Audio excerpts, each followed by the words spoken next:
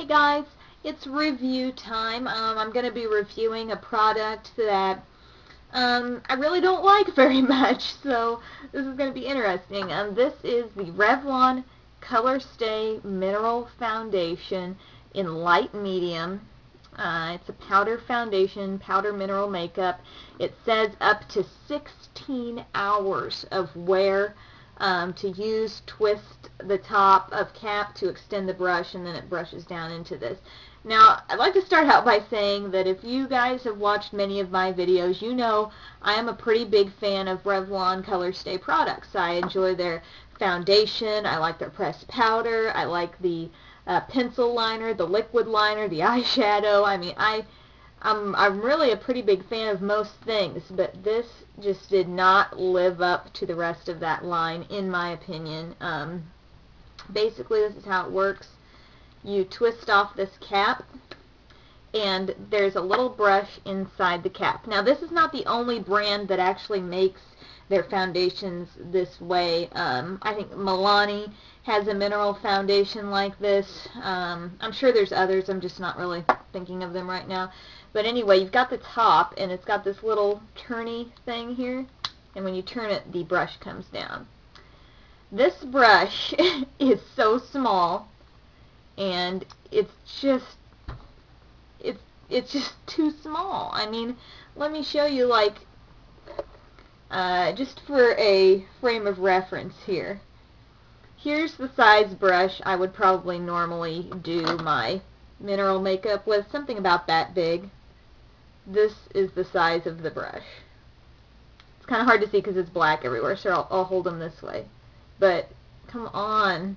It's so small. Let's compare it to just a blush brush. Look how small it is still. This is just a freaking blush brush. And another thing is the bristles are so unflexible.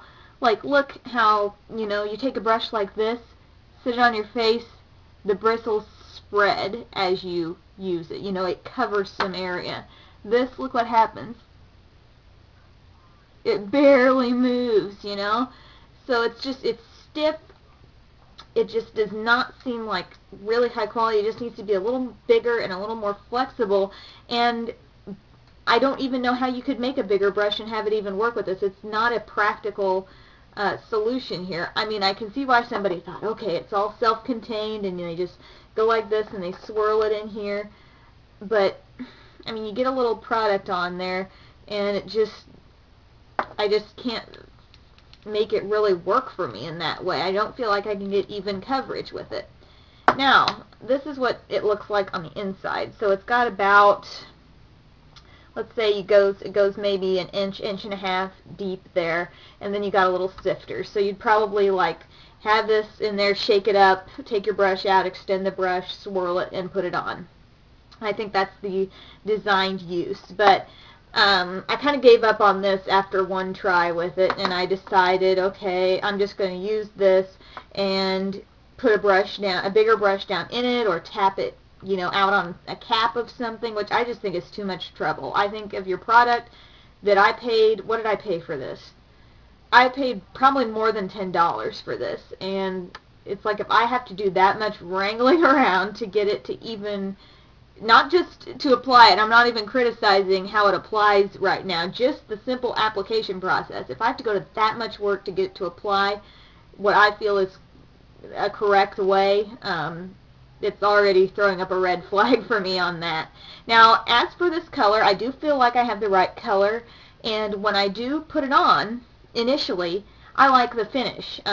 It's not really like a shimmery mineral makeup. Like, some have that more luminous look to them, and some people really like that, and some people kind of prefer, you know, especially if you have any oil to your skin, you know, you kind of want a mattifying look there. So this is, I mean, I think I found it to be pretty matte. This is a little bit pinky. I've heard people criticize this, all the shades for being too pinky, but I mean, I don't think I have a real rosy complexion by any means, but it still happened to work for me there in that way. It also has SPF 10, and that's a nice thing. Not all mineral makeups have an SPF in them, so I'll give you a little credit there. But Like I said, it initially applies well, but this claim of up to 16 hours of wear, that's a big claim for a mineral makeup, let alone, you know, any makeup, really. Anything that says it's going to be 16 hours. Now, I have a makeup that says it will last 16 hours, and it truly does, and it's the Rimmel Lasting Finish.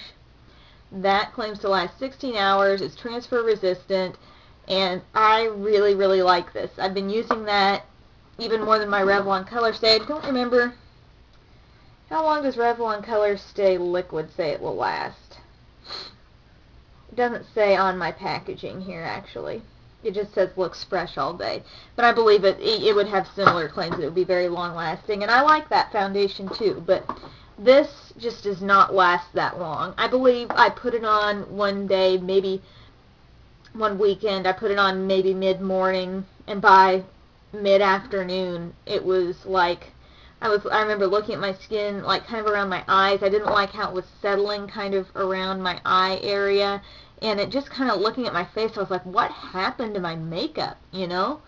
I don't know. I just really expected more out of a product with the Color Stay label on it, you know what I mean? Like I said, it's not like I'm trashing Revlon as a whole, because I like so many, I think so many of the Color Stay products are just fantastic, but this mineral foundation just did not do the job for me in the realm of application. It initially looks nice, but I mean, if it only looks nice right when you put it on, then what's the point, really? So I guess I would say I don't recommend this product. I think there are better drugstore mineral makeups out there. I know after I post this, someone will probably wonder, well, what do you like mineral makeup wise? Well, I like Everyday Minerals. I think that's currently my favorite mineral makeup brand that is out there right now.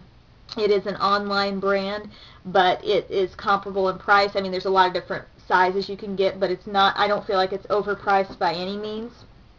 I would say I like my L'Oreal Bare Natural better than this, although that has gotten criticized. I think some people think it goes on even maybe a little too much coverage or a little too thick, but I kind of like that. I mean, I think you just got to learn how to work with some of these different brands.